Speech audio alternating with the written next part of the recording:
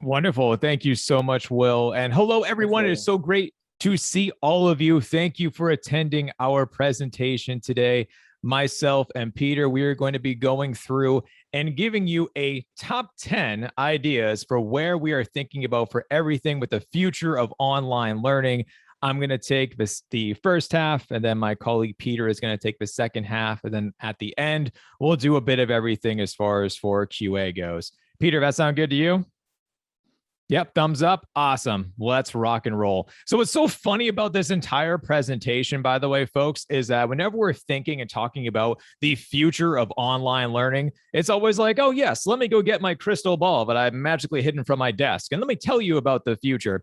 Yet at the same time, there are so many different types of ideas that people are doing today in the world, but it's just not mainstream yet. So it feels like the future. So many of the things that we're going to be talking to you about today are actually ideas and actions you can take right away for your courses, your programs, your trainings, and whatever it is that you're coming in for to learn all about. And that's what's so fascinating about some of these talks. Some of them do feel like they are light years away, yet at the same time, they're not so far away in the future. Now, whether you're coming at this from an instructional design perspective or from a professor perspective or from somebody in training, L&D, corporate, whatever it is, anyone is able to benefit from all the different types of items that we're going to be getting into today. And I just wanted to let you know about that as well, since so many of us come from different types of backgrounds. So let's kick this off with my first item, which is thinking once again about the learners and their mentality. Everything that we have gone through so far over the last couple of years has been absolutely crazy and has drastically shifted our worlds, and especially the online learning experience. And what I am predicting and thinking about more is going back to the students and the learners themselves and thinking about their perspectives, and really, above all else, just try to think and act once again like a human being. I feel like everything that we have gone through as far as for Zoom and other different types of tools and platforms have kind of changed how we've interacted with one another. But at the same time, we need to think about the fact that without the learners, there is no program. There's no course or degree or goals. We need them above all else to make sure that what we're trying to do actually has a purpose. And I started to do this for my own courses, was to think about their mental well-being, knowing that everything that we've gone through from COVID, job loss, losing loved ones and whatnot. And at first, I just started to ask my students about a couple of years ago, when the entire pandemic started, I just asked them to be able to tell me about how they're doing. And I incorporated learner check-ins inside of these courses themselves. These could be either written or for a video submission, and just simply just asking, how are you? Tell me about your week. What's going on? And at the same time, talking about the course material. Were there any surprises? Did anything become more relevant for you as you started to dive on in a bit more? And of course, what questions do you have for me? As we started to do this, there was certainly a learning curve because it was kind of a bit different, and it was a little bit of a awkward moment at first, because inside of this online course, you're asking me, how am I doing? But eventually everyone started to catch on for trying to go about with this method. What I saw from the results from doing it over a couple of years now is that this has absolutely transformed the way that I make relationships with my students in an online learning fashion. As their instructor, I want them just to know that I am here for them. I am not just a person behind a computer screen. And I do want to talk with them and try to figure out how I can best support them in their endeavors for their education. And they've come to me and they started to open up far more than I've ever anticipated before, talking about their struggles and what they're going through. Maybe they just lost their job. Maybe they're working the opposite. Maybe they're working 80 hours a week and they can't keep up. Or maybe they just landed a new job and accepted a career. Perhaps they accepted a new position, or perhaps they are going to be talking to me about their paper that they feel like they just crushed and they did so awesome on, and they wanted to talk about it. It removed the barrier. We were able to not have something in between us from this online world that just felt like it's always kind of been there. And being able to do this, it made a less of a hesitation as far as for them reaching out to me if ever anything occurred or popped up. And at the same time, I now had this world of insights as far as for saying, if I am looking at somebody and trying to see them in the grade center, And I'm like, oh, why didn't they do a discussion this week? Oh, that's right. We're currently going through this monumental thing that would have never known about unless if we were able to communicate back and forth with one another. Now, if for everything that's happened with COVID-19, I can't forget about the fact that when it comes to mental well-being, I know that all of us, not just students, but even just us, all 52 of us currently on this call, is that Zoom burnout is absolutely a real thing. We've been on camera for so long, it's starting to really feel like second nature. But sometimes you're like, I really just don't want to be on camera today. And the idea around that I think we are going to be going into in a new direction has been coming from the trend, which has been brought up by VTubers. Now, if you don't know what a VTuber is, I don't blame you. I've never heard of it until someone told me about it. And I was like, oh, wow, that's interesting. VTubers are YouTubers who don't want to be on camera. Yet many of them are finding successful ways and trying to get thousands upon thousands of subscribers. And I thought about this and I was like, this is where we're going when it comes to different types of things with Zoom, hosting office hours and things of that nature, is that students can use different types of platforms to build an avatar for them to make them feel not as awkward constantly on camera. And it's something that they actually have been looking forward to because this is kind of funny and fascinating, bringing some humor into the classroom, depending upon what they choose to do. Now, you can look into this as far as with Ready Player Me or for Face Rig. These are both options you can literally do right now at the end of this call if you really wanted to. And I went in and I designed my own. So that's what you're currently seeing on the left-hand side of the screen.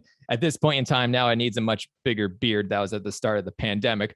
But then over on the right-hand side, there's a little kind of raccoon. That's just kind of fun and cutesy. So whether it's going to be a 3D version of somebody, like an actual real copy of themselves in an avatar form, an anime character, a cartoon, an animal, whatever it is, I think that this is what we are going to be doing to try to fight Zoom fatigue and to add a whole new level of element when it comes to student presence, because that at the end of the day, as an instructor, I just care that people are showing up and that they're involved and engaged and active. And that's what I'm looking for when I'm trying to be able to teach my courses.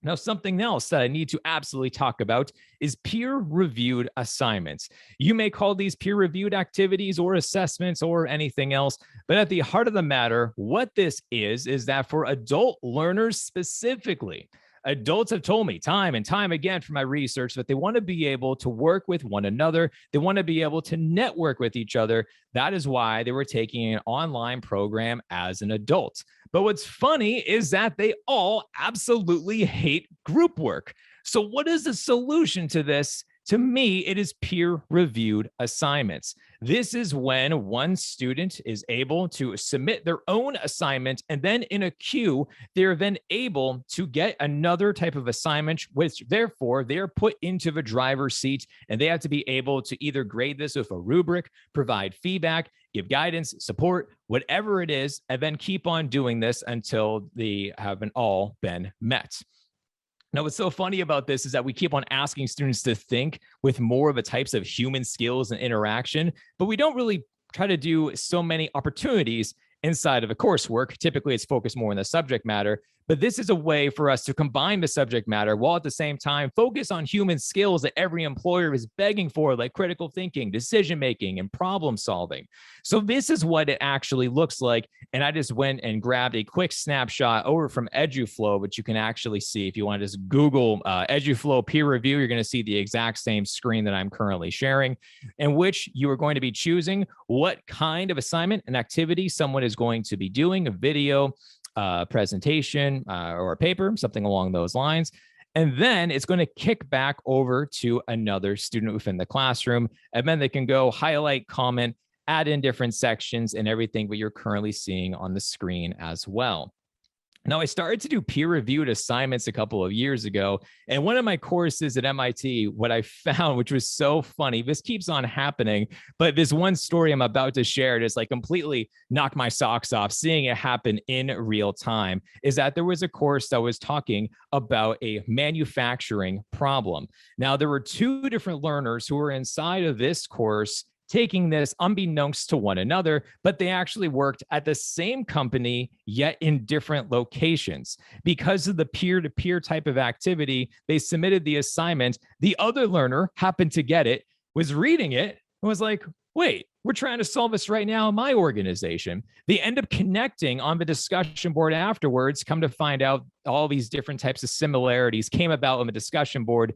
And then other learners who are working from different manufacturers were talking about how they would approach the problem, how they would solve it, and perhaps if they already did solve the problem, what they did and what they can learn from the experience themselves. So being able to bring together learners in a brand new different type of capacity is something that I've found for them to truly enjoy because they care so much about the feedback from one another. They care about being able to relate to somebody at their level. They still care about the instructor's feedback, don't get me wrong, but being able to have that peer-to-peer feedback has just been so incredibly helpful. All right, number 3 is extended reality or XR. This is probably what you were thinking about when coming to the presentation, talking about the future of everything when it comes to online learning. And I can't blame you. This is pretty cool. And it's really interesting to see where we are going in the future with XR. If you are not familiar with the term XR, by the way, because there are so many different types of terms out there when it comes to AR, VR, MR, and then now I'm throwing at you XR. Think of XR as the overarching umbrella to everything, but it's connecting a virtual space as well as a physical presence, putting them together. And that's what's going to be something that is so brand new and revolutionary with everything we're going to be talking about. Now, from my research, I have seen different types of things as far as for being able to take XR and use this inside of a classroom with enhancing the learning experience, to use it and train people as far as for within the workforce, and not just on the job training, but also where we are actually going to be working with everything for remote life and what is this going to become in the future. Now, to give you a couple of different examples of how this has been used, at the start of everything with the pandemic, it made a tremendous spike in students who wanted to go into med school, which is wonderful. However, when we tried to do this and then, oh no, everything shut down, well, what were they going to do to teach them? And one school in particular was trying to think about the module that was all about cadavers. Clearly, very difficult thing to do when you're trying to do this in a remote world. So what are you going to do? What they came up with is that they took all of the cadavers, they uploaded them into a virtual space, and then equipped them with QR codes. So that way, when students went to individual cadavers and scanned the QR codes from there, what ended up happening is that that cadaver's organ that they were going to be looking at popped up in a virtual way and also in a 3D printed type of feel. And being able to do this was so different because it gave this unique sense of understanding this particular cadaver, this particular organ, and how everything does function and come together. Now, the school is currently still using this despite the fact that we are not in lockdown anymore, but they found this to be such a great way to do this introductory type of material, and the feedback from students were so positive that they're continuing to still use this. Now, that was just in the course itself. But now I want to talk more about the workforce. Before I start, does anyone actually know what this is from? Just go in the chat, give me a quick yes or a quick no. And I'm very curious to see your response because, as I was telling Peter at the beginning, this was something that I made an update to the presentation on this morning as I was watching YouTube videos about it and was like, oh my gosh, if I don't talk about it in the futuristic presentation, then I'm just going to be completely missing the boat. So it looks like I think only 2 of you said yes. So let me explain, folks. If you have been following the news and seeing what's been happening on Facebook, I would like to officially welcome you into the metaverse. This is what Mark Zuckerberg and his team behind Facebook are thinking about when it comes to transforming the workforce. They want to be able to take somebody within the physical world and to replicate it as best as humanly as possible into the virtual space, allowing you to feel like you're really in an office and working together with one another. Now, what's funny is that this picture, it really does remind me of a classroom, and I can easily see this transforming the way that we are teaching online for either amount of sessions or for entirely presenting in a very different and unique way. Now, what's so interesting about this is that here is how it gets set up. You actually have to scan in your desk. The desk gets uploaded to an Oculus, which you are currently seeing on the screen. You use a keyboard that connects to the Oculus, and then at the same time, you are able to sync your laptop or your computer to the Oculus itself. So in theory, you don't need to leave this virtual world when it comes to working. This is what it actually looks like. As you are seeing on the screen, there is a virtual desk that has been scanned in below the wording for the source, and that actually white bar is where the keyboard is. And then on the screen itself, you can actually see the laptop screen that this person is looking at. And then beyond it is the virtual background. Now, they've been able to test this out. This is what they are currently working on and trying to promote. Hence, also the name change that Facebook is trying to currently do literally as we speak. But this is what they envision, is trying to be able to have people working from different countries come together, but still being able to move in this type of a virtual world where you can actually see people pointing and moving around, changing chairs, getting up, going to a whiteboard. That is all possible within this space. And what they are trying to do, from the gist of everything that I've been getting from this, is that they want to transform remote working into a permanent way of working remotely differently, to still have that sense of culture and people and being together. And this is something that I am super curious to see where we're going. Mark Zuckerberg is saying about a couple of years from now, but prototypes look pretty successful to me. So we'll see, but this is definitely going to change online learning for sure. And speaking of an Oculus, I have done this before within some of my courses as well, where one of them that came to mind was a course that I developed on cybersecurity. Working with the multimedia team, we filmed up and down the halls of the campus, and then we specifically focused on trying to be able to record the office furniture and the desks and the monitors and everything like that. Now, we did this for a reason, because in this session of the course, we were talking about how when people think of cybersecurity, they often don't think about the physical threats that actually come about, where quite often the easiest thing to do for cybersecurity and stealing information is that you just steal someone's junk drive, or you hack a laptop that somebody didn't lock on their screen and you were able to get in without using a password. So we did this with a virtual type of a helmet where they were able to go in, see this, look around, experience it, but it was all based upon the real world setting. And the feedback at the time, this was years ago, was that it was getting there, but it still wasn't quite ready yet. And this is also when, obviously, we were talking about 2017, I think is when I did this. So it's been a while. But now if we were to go back and approach it and trying to do it with the technology we have at hand, this could easily be something that would be helpful for trying to be able to have more of that on-the-job training, or to be able to think more about developing from a professional skill set and that type of level. Now, number 4, I want to tell you about is an additional resources section. Within online courses and trainings and programs, there exists a world that unfortunately gets filled with clutter, as far as for anything that a subject matter expert or a professor or anyone else says that, like, oh, this would be really beneficial to students, but it's not required, so we're just going to put it in the optional section. And unfortunately, this becomes like a wasteland of just 1,000 things of resources that no one ever reads, but it does exist. With everything that has happened with online learning and how students and learners are becoming smarter and smarter, we need to adapt. We need to be able to provide realistic and relevant timing for our materials, and the additional resources section is where we can make that happen.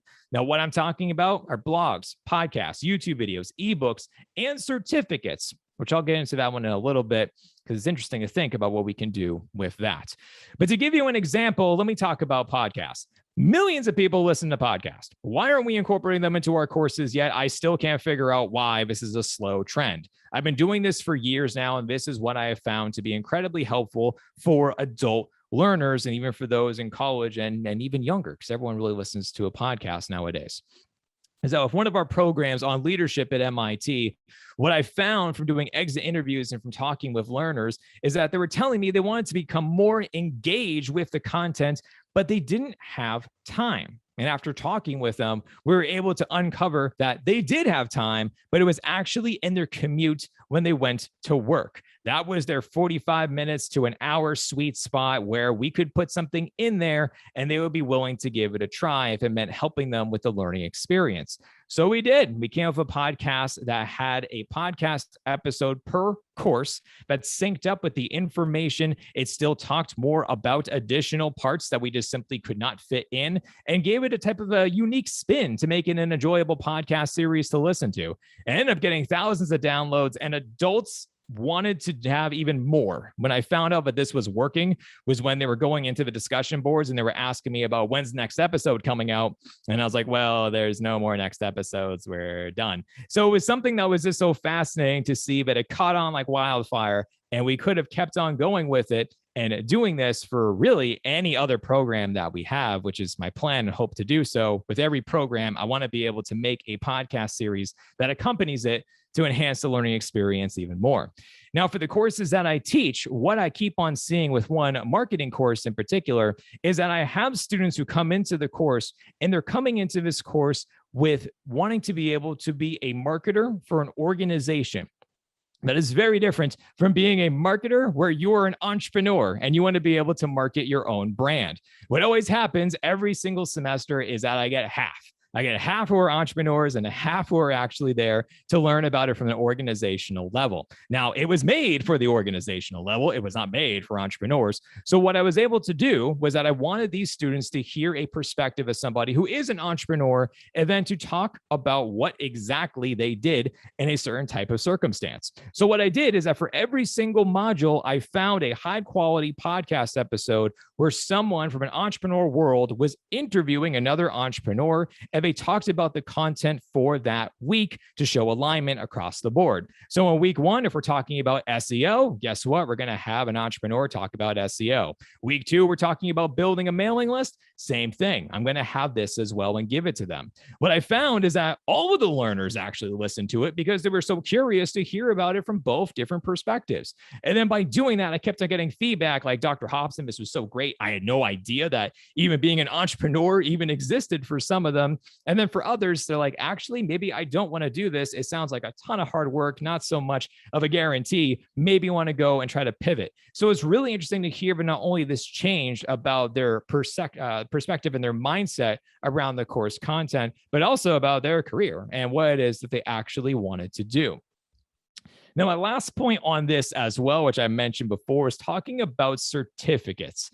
If you have somebody's attention and they are willing to give you their time, why on earth wouldn't you capitalize as much as you possibly can when it comes to their knowledge, when it comes to the learning experience? And that to me is where certificates come into play. Because when I'm thinking back to years ago when I went to college, I would have loved to have earned certificates before I obtained my degree, which took me 4 years. If I had something that I could stack with that along the way and show my achievements to a potential employer, it is an absolute no-brainer. And that's what some organizations are currently doing. They are stacking the certificates to align with the course content. So that way, when the student is done with the 8-week course or the 16-week course, then they're going to be able to not only earn the fact that they completed this course, but they also are going to be earning a certificate. This goes for anything as far as with certificates from Google, Microsoft, PMP, cybersecurity. There's a million different types of certificates you can look into that for some of them are free. Some of them you can try to adapt and change and mold into what you want to do to have it align more to the content and vice versa. But this is just an absolute win as far as for the students themselves to be able to earn something to then show to an employer that they actually did go and crush this and they did amazing. And it's not just about grades, but also about certificates and the knowledge that they accrued along the way. And then finally, before I turn this over to Peter, and this is something that I could easily talk to you about for an hour, so I'm going to just make it very brief and short, is that you must become flexible with your courses and your programs. Because if you don't, another organization is doing this and they are going to win over your target population. It's just as simple as that. And what I'm talking about for flexibility is to be able to provide different pathways for students within the courses themselves. Think about it when you start any kind of game. You set the level. Are you a beginner? Is it intermediate? Or is it an expert? Why can't we do that for courses where we set tracks for them that align to specific content or a certain amount of designated weeks? The beginner level gets 4 weeks, intermediate gets 8, even longer gets 12 or 16. And every time that you achieve a certain part, you get a certificate for that milestone, that goal, and then you move on to the next. If you're realizing that it's too hard for you, well, you can change the difficulty setting and adapt and change into a different type of track. Now, this absolutely goes hand in hand with competency-based education, as well as thinking about in comparison to what we are currently doing within our own courses and programs in much of higher education. And for those of you who don't know about competency-based education, think about this as demonstrating your knowledge compared to actually measuring and assessing as far as for how long somebody is in a seat. So it's more about knowledge versus time. And once again, if you have a learner, whether an adult or a kid, if they are willing to dedicate, 20 hours over the weekend to work on their craft, why would I stop them? Why would I block you from achieving and doing more? Yes, I can understand the point of being like, oh no, they're going to go and learn about something and might be confused and we're going to need help. But I would absolutely argue for the opposite of letting them go and try to be able to test that just like in the real world and see how much they can do and then to support them from there. So thinking about this from a self-paced perspective, does it make more sense to be able to open all of the content at once? Is that what they want? Because they should decide the pathway, not you. Or do they want something that's more instructor led, where they want to have those weekly office hours and webinars, and they need the content to be gated because that's what they prefer? Let them decide, let them pick, let them own their own learning path, and they're going to become happier. And absolutely, they're going to want to be able to participate far more if they're able to choose and to do this. Peter, that is all I have. I need to be able to stop sharing and then to let you pick it up. Sound good?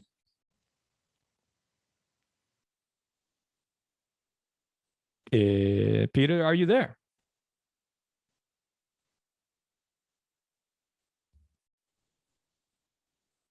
I'm here. I just couldn't get to the mute button. Ah, there you go. Here, I'm going to stop sharing for you. Okay, great. Wonderful. You're always a tough act to follow. I am going to talk. And like Luke, I could talk for a long time on these things, but I'm going to try to keep myself to no more than 20 minutes because I want to leave the last 10 minutes for the best and most fun part for all of us, which is Q&A. So I'm going to talk about the 5 things that I think going forward we should be thinking about to build upon what Luke said. So if you give me a second here, let me do a screen share. Here we go. So the 5 things that I'm going to talk about briefly are micro-learning, AI in education, informal learning networks, short simulations, and learning analytics. So in terms of micro-learning, what does that typically mean? It means a piece of learning content that can be consumed in no more than 5 minutes. Now, one of the things that Luke touched upon towards the end there is the issue we have working within a learning paradigm model that in many ways is outdated or and extremely limited in its flexibility. Flexibility really is the key word. We have a model of learning which focuses on a 4-year degree. Why 4, not 3 or 5? Good question. With summers off for many people. A model which was built when many people had to go onto the farms and clear crops. We have a lot of practices that we've been doing, not because they're useful, but because we've just been doing them for a very long time. And so we really need to re-examine how we do things, particularly in light of the technology and tools that we have available that weren't available 10 or 20 years ago. Micro-learning as a quick, short attempt to master information or content is something we're seeing currently more in workplace learning. but I think it can really be applied to academic learning environments as well. I live in the greater Boston area, and whenever I'm on public transportation and I'm seeing college-age students or even high school students on their phone, and I'm just thinking to myself, that's such valuable real estate, that mobile device, and education generally has not come up with a really good strategy for using it. And I get to see some really good apps being used to either build upon the learning that's going on in the formal school settings or independently. You're beginning to see some development, but it's not quite there yet. But the model that we're accustomed to is the macro learning, which is months long time, and micro learning is about short concentrated activity, and it can involve any mixture of content, mixing. I think one of the most important aspects of micro learning is not so much in terms of learning, but the potential is greater in terms of retrieval. One of the biggest problems in learning that I do not think we've ever sufficiently tackled is the decay of knowledge.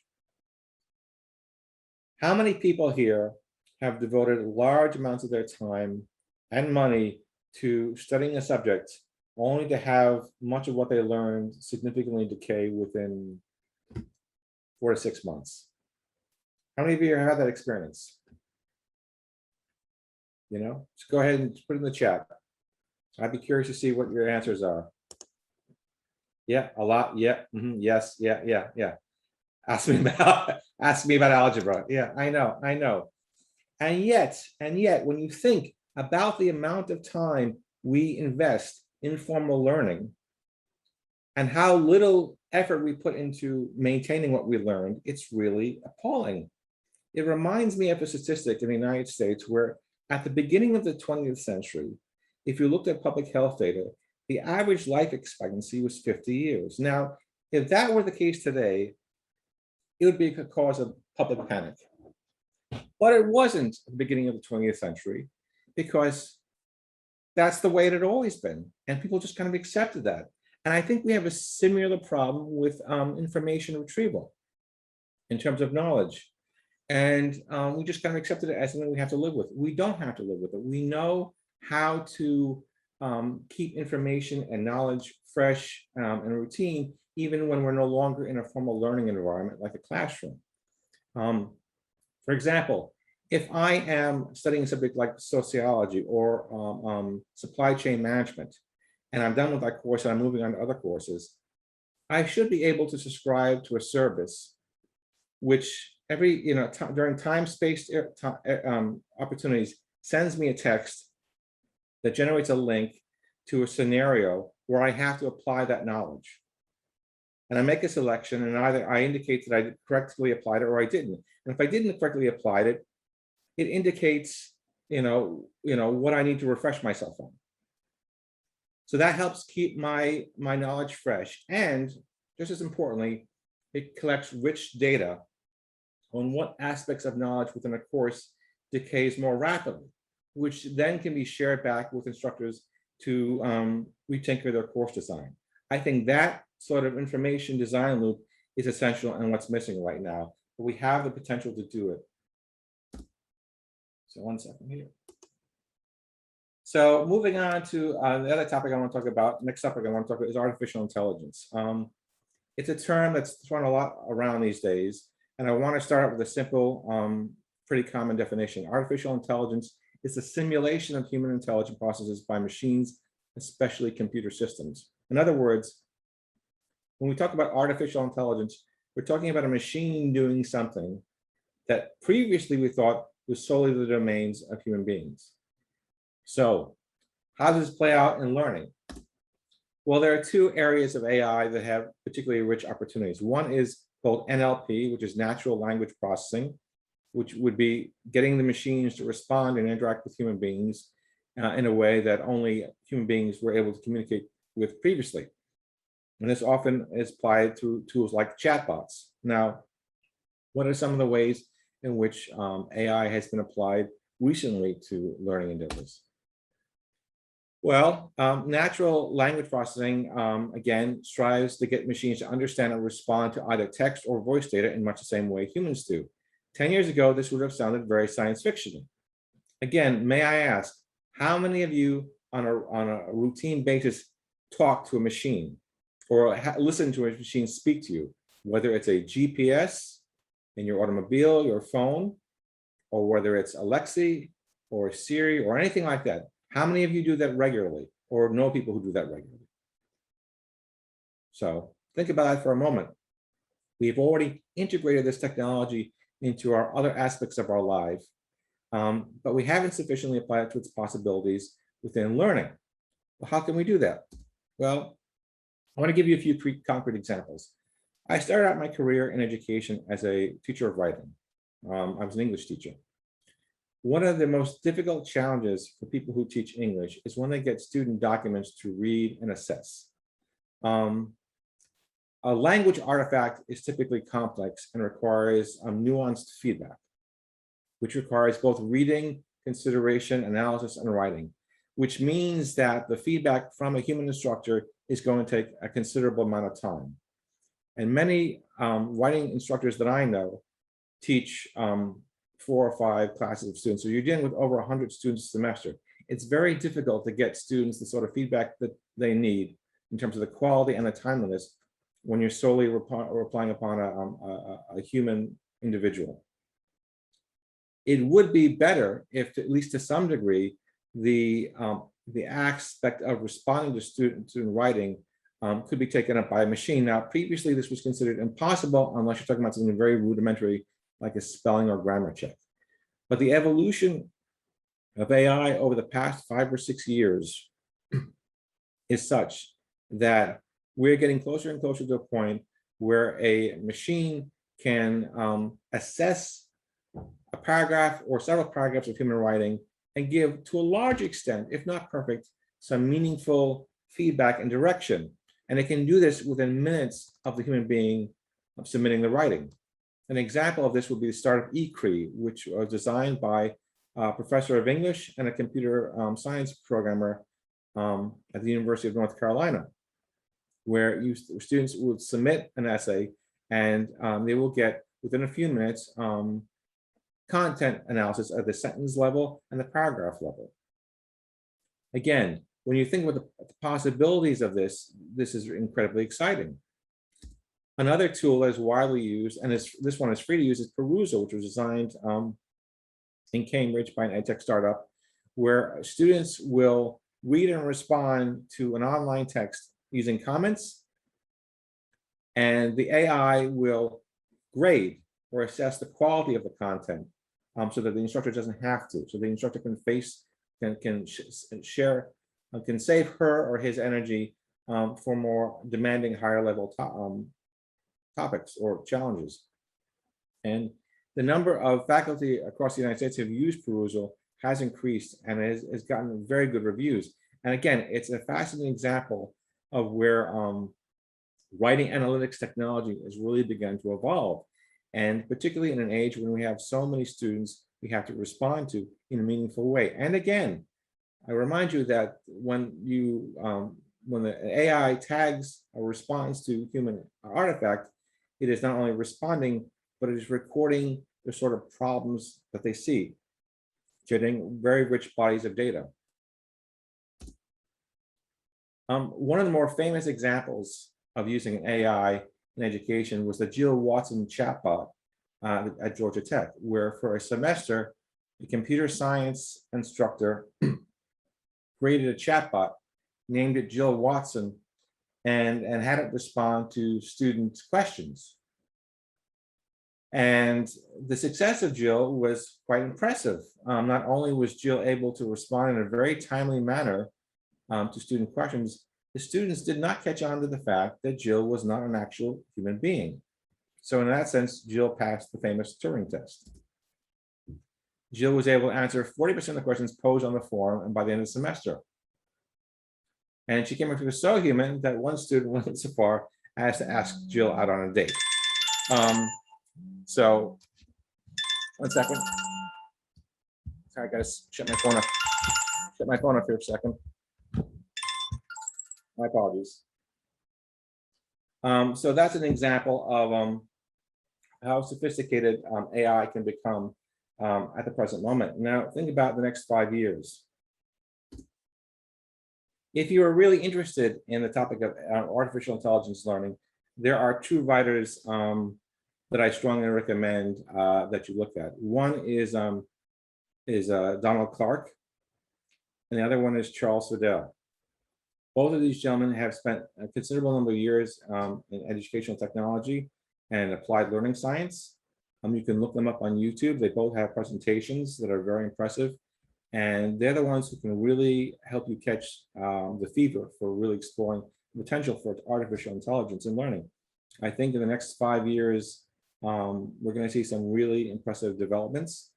And I think we should be keeping an eye on them, particularly in regards to where these tools become more widely used, and then they can generate large bodies of data. So another thing I want to talk about is informal learning through networks. Now, we've had informal learning forever. People will talk to their colleagues around the water cooler or over coffee and share information and knowledge and skills. This has really always been one of the primary tools of human learning. But in the age of social media, it's been magnified by the ability of people to talk with one another across vast distances and times and share information to a great degree. And I know this from personal experience because I'm the founder of two groups devoted to sharing professional knowledge around instructional design. One of them is a Facebook group for instructional designers, which I began in 2017 and now has about 13,000 members around the world. And another one is on LinkedIn for data-informed learning design. Now, the one on LinkedIn is slightly different from the one on Facebook. For the LinkedIn one, I really wanted to start with a group that was built upon people who were recognized experts in the field. And I knew that many people in learning sciences were interested in data-informed learning design to really begin designing courses around the data that comes in through learning analytics. So I created the group, and then I sent LinkedIn invitations to probably about 50 or 60 of the really top people in the field of learning science and technology.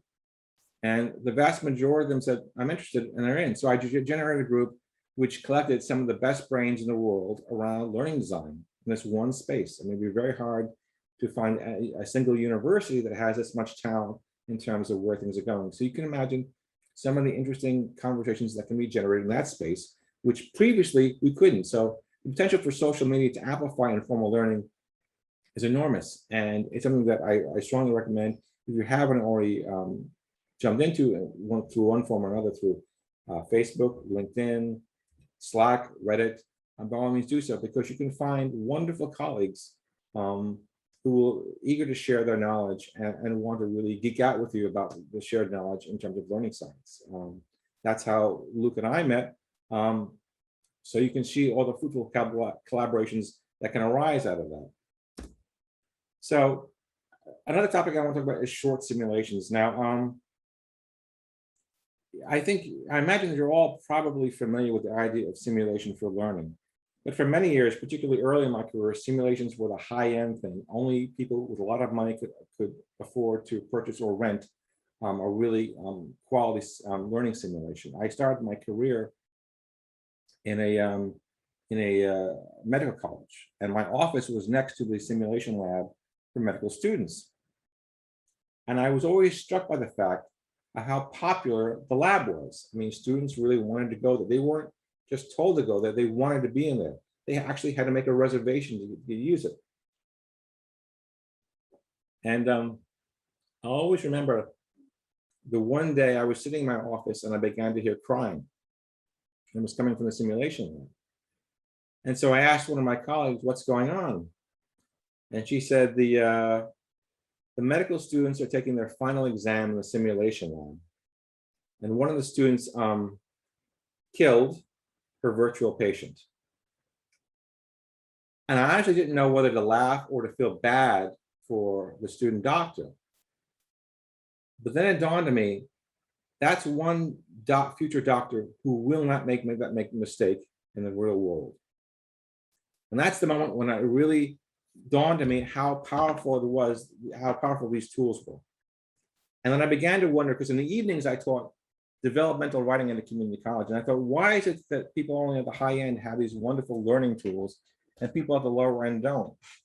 And I realized when I thought about medicine, the military, aviation, a principle began to emerge in my head. And I realized that the cutting edge of learning design is frequently located in domains where people are being trained to deal with existential risk. So really, the coolest learning tools are going to be always in aviation, medicine, the military, anywhere where people have to make life and death decisions. That's where we're going to stop simply lecturing at people and put them in situations where they have to apply knowledge. I call this Shea's law.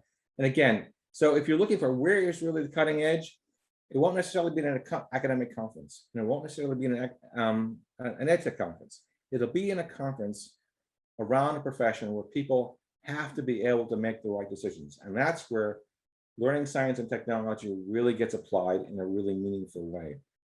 And so when you're looking to see where the future is emerging for, those are some of the things you want to keep an eye on.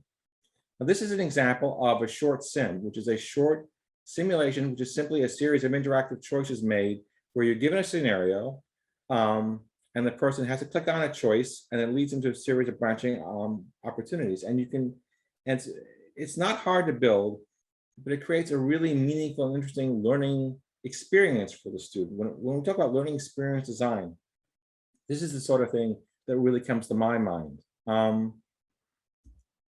there are a number of tools out there which people can create short simulations. They can use H5P, and they can use a tool called Branch Track. They can use Twine, Articulate, Adobe Captivate. H5P and Twine, by the way, are free. So if you start starting out for it, then I would recommend that you use those tools. This is an example of my own attempt to build a simulation for my writing students.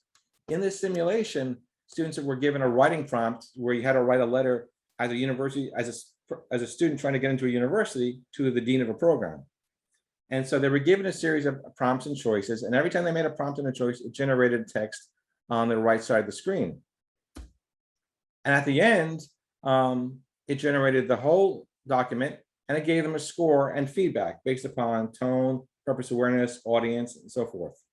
And again, that was a way in which students in an academic subject could be using the simulation design principles.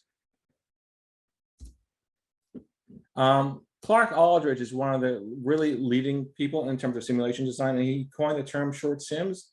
He has a group on Facebook, so if you're interested in designing short sims or learning more about that, that's one good place to go. He also has a book called Short Sims, which I strongly recommend. I want to use my last 2 minutes in the area which really ties all these previous fields together, which is learning analytics, which is, again, the collection of learning data for the purposes of understanding and optimizing learning environments. Everything we've just discussed has the ability not only to engage learners, but to collect really important data, which can then be used to redesign learning experiences. And that's really, I think, the core of where we have arrived. One of our challenges is that we need to start designing learning artifacts that are designed as much for data collection as they are for learner engagement. And we have to design them in a way that are not just on off, whether the participants engaged or not. We have to figure out how long does it take them to solve a problem? What sort of problems do they have? Which students have the problems? If we do that, then we can get access to incredibly rich data that can inform and really revolutionize the learning experience. So we go from data analysis to action. Now, in a RET sim, for example, if I had a class of students do a RET simulation and I were assessing things like awareness of tone, purpose, audience, and I saw average scores for the class, I could say, it looks like I'm doing a pretty good job teaching writing with purpose in mind, an okay job with audience awareness, but whatever I'm doing with tone, it's clearly not working for the students. So I need to revise my teaching strategy right now in order to increase the students' ability to master that particular concept. That's really the potential of where learning analytics can take us. And like I said, it really wraps up everything else we've been talking about. So I'm going to move on to the talking person. talking chat function. This is a little private joke between me and Luke. We have a colleague, a dear colleague, Dr. Heather Dodds, who's an expert on XR. And she said she was going to jump into this meeting and pepper us with questions. And we said, Heather, you can ask us questions anytime. We have a bunch of other people who only have the opportunity to ask us now. So take it away. So I'm going to stop the share and we're going to go to the Q&A section of our experience.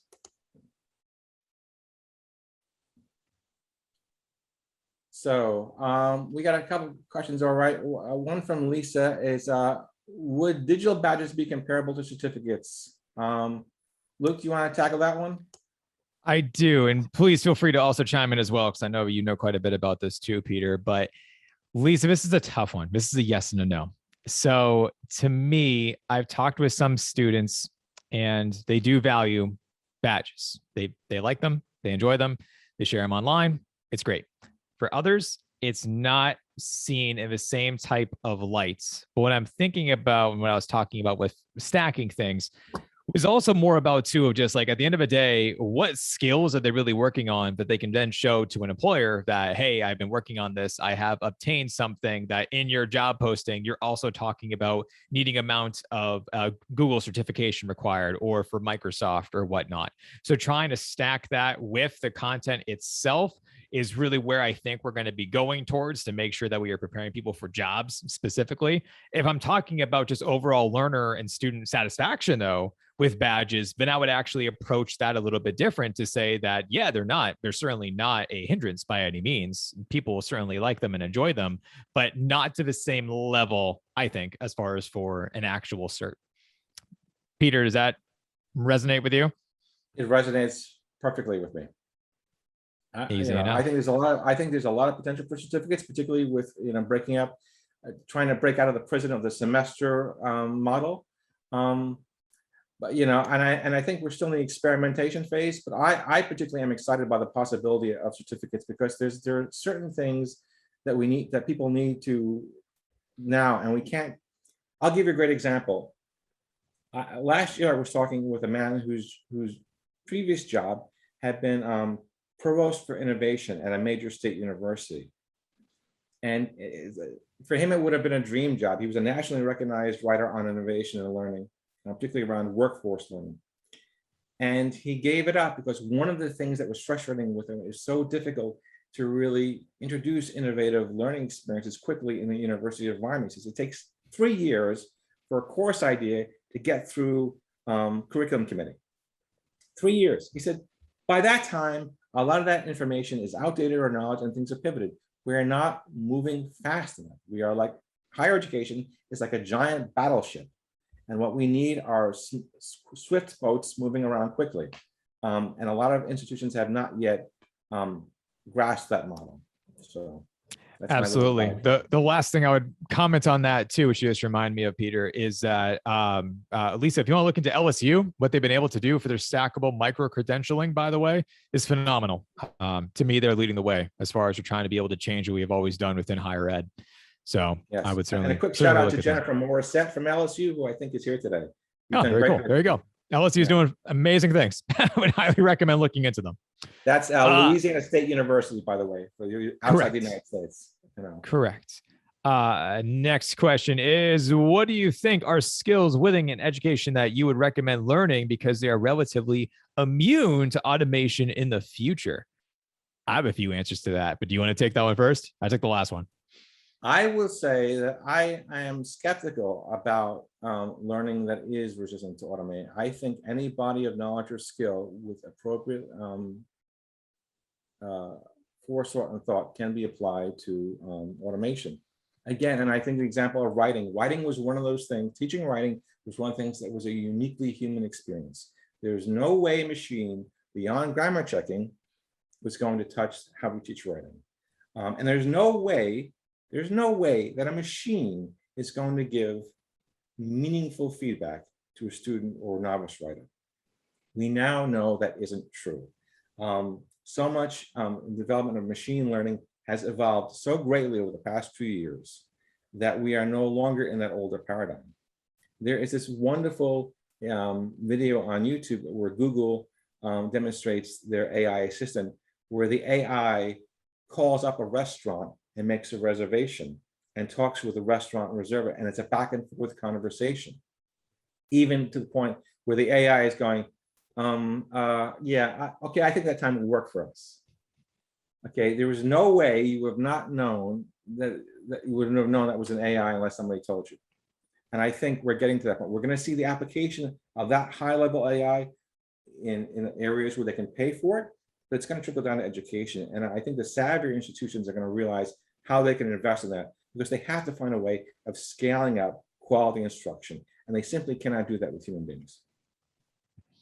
I love it. It's a fantastic answer. The only thing I'll add to that is when that happens, which is very soon in the near future, for right now, present day, if we're talking about human skills, there is something that came out of MIT called the Human Skills Matrix that I would look into. It's basically talking about that as far as we're talking about trying to be able to build up those critical thinking skills, emotional intelligence, conflict resolution, problem solving, things of that nature that AI isn't an expert in yet. But as Peter says, it's all coming. But you can definitely look at the Human Skills Matrix to see a few things to help answer your question.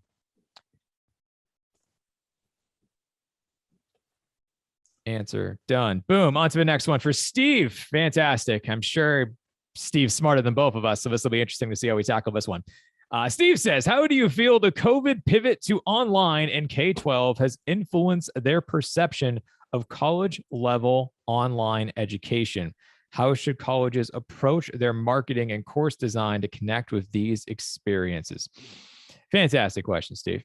And I think what is so interesting to think about with all of this from everything that has gone through and online is that I'm going to assume that for these students who've gone through this transition, they're going to expect more from what we've already been doing so far from the college perspective, where I feel like many colleges and universities around the world have still done things in the same old way, and they haven't yet adapted to different things. So seeing and hearing about elements from some younger folks that I know of that were like they've been using Slack in their courses. They're using things for Discord and with Twitter and with other different elements. And I was talking the other day about just how much I enjoy and love GatherTown as far as for a type of a virtual conference platform where students are able to work with one another. And I can easily see kids doing that because it's essentially combining the graphics of Super Mario and the elements of Zoom and making people work with one another, which is just something that is just so fascinating to think about. So I can easily see now that they're going to say like, okay, my perception of college is that it should be just as great as what I'm currently experiencing. And if it's not, then I'm assuming that things are going to go in a very different direction, or someone is going to step up to the challenge and win them all over. Just like when SNHU created their own version of the academic advising model, and they started to just scoop up more and more people because they basically said, you're not alone in this online world. We will support you and we'll give you a dedicated person to help see you through all the way until graduation. And then that spread with word of mouth like wildfire. And all of a sudden they're up to, I don't even know how many thousands of students they have at this point in time. But if they become the largest institution as far as for in the online world within the next couple of years or so, I absolutely would not doubt it because they stepped up to that challenge. Peter, any thoughts around that as well? No, I think you tackled it very well. And besides, I'm too scared to answer to Steve. I'm afraid that my answer will not be adequate. Too funny. So next question, if you want to understand the world of XR, where do I start? Well, my knee-jerk response would be seek out Heather Dodds. That would be one thing. She is our colleague and she is an expert in the field. And you can see in the chat, she said that would be me. So she would be someone you would connect with, not only to learn about, but to tell you, to introduce you to the tribe of XR folk and tell you where all the interesting stuff is going on.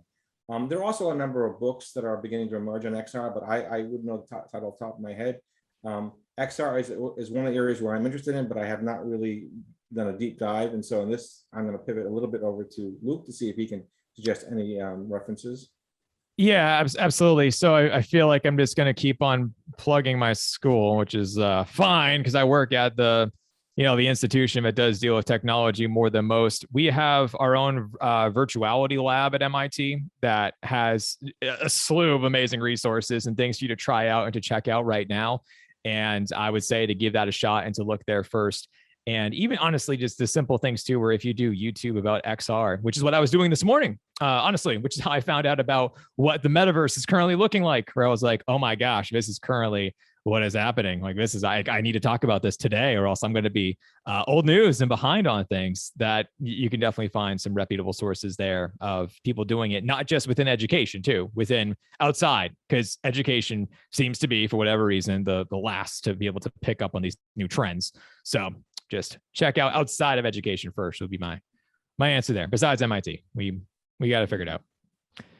Yeah, it's MIT. It's like, there's anyone who can figure it out, MIT's guy.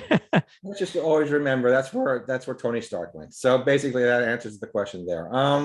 Always. So back to Steve, do you anticipate a quantum leap in a concept of the LMS that accommodates many of these innovative forms of instructional communication? We haven't gone much further than submissions and discussions in the past 10 years. Yeah, Steve has really identified one of the elephants in the room. We often have these conversations about this cool technology, and then we go back into the world of the LMS model, which has largely remained unchanged fundamentally since the 1990s. So, which is why a lot of us have to return to that, and it's a bit depressing. I have a little bit of hope. I've begun to see some models that are emerging that which are being put together by people who really care about this problem and have really been thinking about it. People out of like Carnegie Mellon in the United States, where they really do a lot of research on learning technology. And there is a company, Michael Feldstein is one of the leading EdTech commenters in the United States, and he's currently working with a company whose name I will try to bring up in the next few minutes, who demoed a very, very interesting model of the next generation LMS, which really addresses or begins to address some of the issues about being stuck in this old model, because it's being built by the people who care about this problem and who really want to see it fixed within their working lifetime. So I'll try to dig up some information on that. But I do believe that until we move the LMS model, a lot of these other things that we talked about won't ever truly become mainstream. The LMS, for better or for worse, is where most people encounter educational technology. And until that house is changed, then the experience of most learners won't change. That is definitely by far when I started, my part with talking about some of these ideas are already out there, but just haven't been implemented mainstream. And certainly, Steve, to your point, the LMS is absolutely what is holding us back. Absolutely, you hit the nail on the head there, where there's so many things that we can do. And I was actually talking to Heather separately, where talking about just how with taking competency-based education and adding in different types of tracks within the own courses themselves, and then switching over to a different model if you find it too hard or too easy or whatnot. And the thing is that we can do that, but it is the LMS that is such a problem that we have to overcome. And that's what I find so interesting. What I would say, though, to piggyback off of what Peter is saying, is that once again, I think it's going to be folks outside of education who are going to be able to do more as far as for incorporating other tools. And then other folks are going to be able to realize this as far as we don't have peer-reviewed assessments yet. Well, EduFlow does. So how can we learn to take that tool and to work with them and build it into our own and things of that nature? And there's some places too where if they build their own LMS, it wouldn't surprise me. I was doing that at Northeastern with a team. We were building our own because we weren't satisfied with what was currently offered out there. And of course, it took forever with time, energy, money, resources, you name it. And it still was difficult at the end of the day of trying to be able to get it published and launched and whatnot. But it's a great question. It's really tough to say. Any ideas for presenting new ideas to faculty members and university administrators? I feel like I'm banging my head against the wall and trying to present. Yeah, I've been in faculty development for over 10 years, and I think everyone who works in higher education and learning design is by default in a faculty development innovation. And we're swimming against the tide where the incentives are often not in favor of innovation, but they're in favor of the status quo. And that's the biggest problem. Many of us get by encountering a few enthusiastic early adopters who help keep our morale up.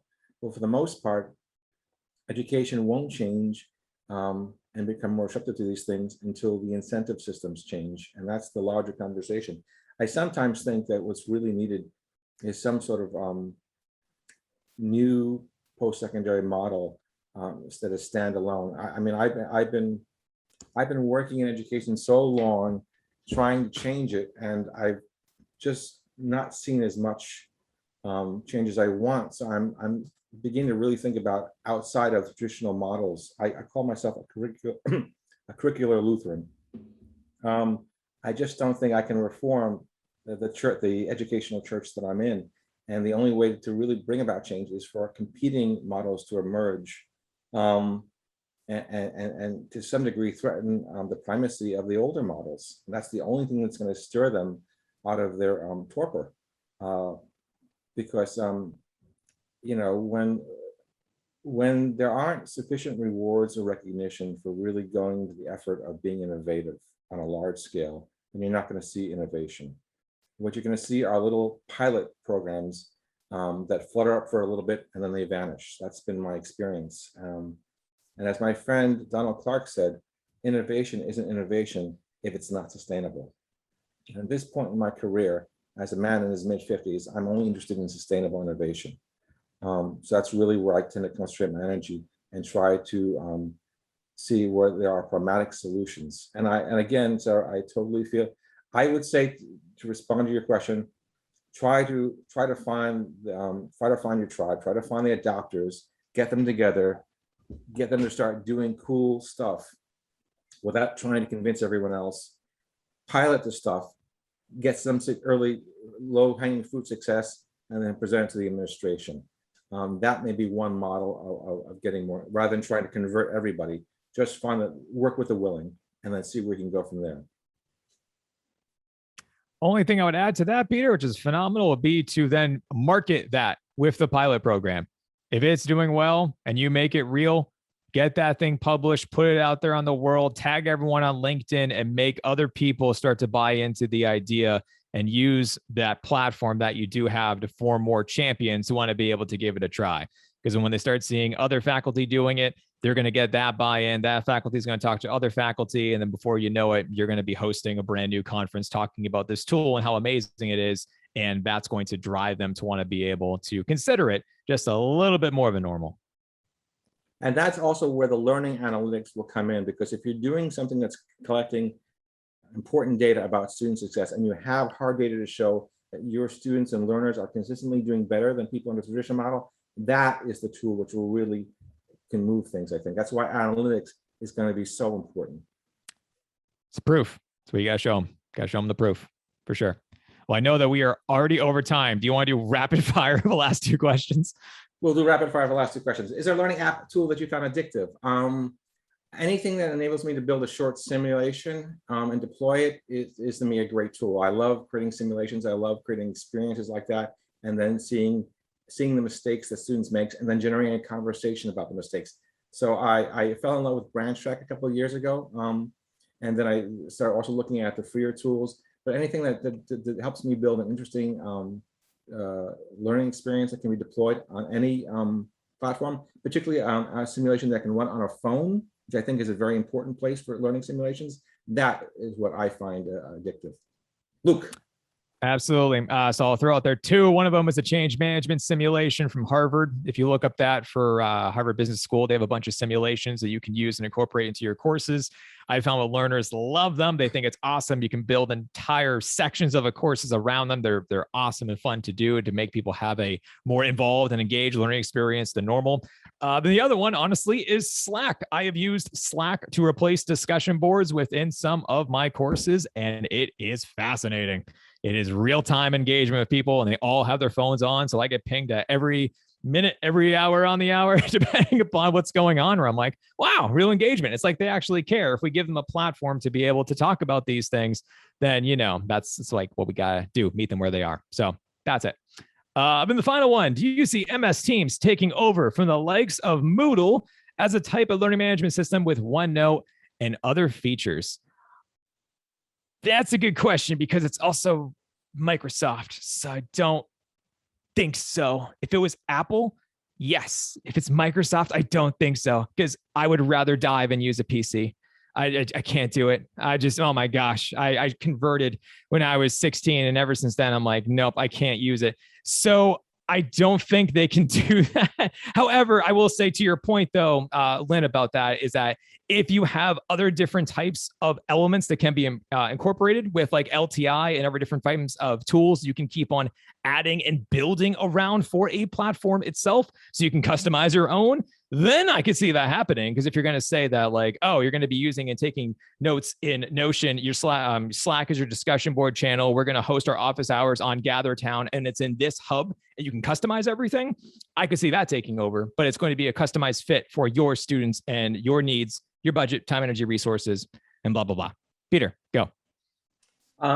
Many years ago, I thought that with the introduction of Google Classroom and Google Docs and everything, that Google was secretly building its own LMS to rule them all. I thought if any company could really change the market of LMS culture, it would be Google.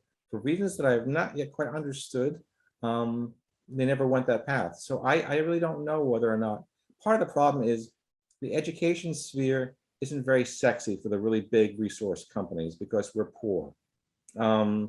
And we can't make them a lot. We look good when they partner with us, but they don't make a lot of money for us. So I don't know. I do think though that there may be interesting developments in other areas. For example, a couple of years ago, one of the chief learning scientists in the United States, Candace Thiel, went on a sabbatical from Stanford and went to work for Amazon. And ever since then, I've been wondering what's going on over there, because you don't hire Candace Thiel just to build a better training program. I'm beginning to wonder whether or not there's some sort of Amazon secret X project around creating some really potent, powerful learning tool so they could take over the education world as much as they've done the commerce world. That's my conspiracy theory. So I don't know. I think Amazon may be a company that is in the area where they could do a lot of good or a lot of damage, depending upon which way they went, because they have the resources and they know data and they know consumer choices and preferences better than anyone. So Speaking of that, Peter, Amazon has recently bought domains for Amazon Education. FYI, if you Google that, there are some domains out there where Amazon is trying to launch their own type of website. So we'll see what comes from that. But yeah, they're going to become a thing, which they could do it. Talking about what platforms, Amazon could do it. There's no competitor to them. So be interesting. Cool. Well, we did it. Okay. Luke and Peter, thank you so much. I think I speak for everyone when I say this was like excellent. And I can really see that the two of you get along really well. When it comes to like panel chemistry, this is probably the most perfect combination that you could ever hope for. This isn't our first rodeo. We've done this before. I can definitely see that. I just want to quickly point everyone to like, please check out Luke Hobson's podcast channel, YouTube channel, website. He's got an academy. On Peter's side, please join Peter's Facebook group. It is super, super handy. One of my favorite parts of Peter's Facebook group is the articles that Peter himself shares. If you're really interested in staying like, aware of the cutting edge stuff, just look at whatever Peter's posting on Facebook. It is very, very interesting. And then the discussions there are like amazing. So yeah, thank you very much. I really appreciate your time and all of the knowledge that you've shared with us today. Awesome. Thank you all. Appreciate it. Thank you, everyone. Appreciate it so much. Cheers, everyone.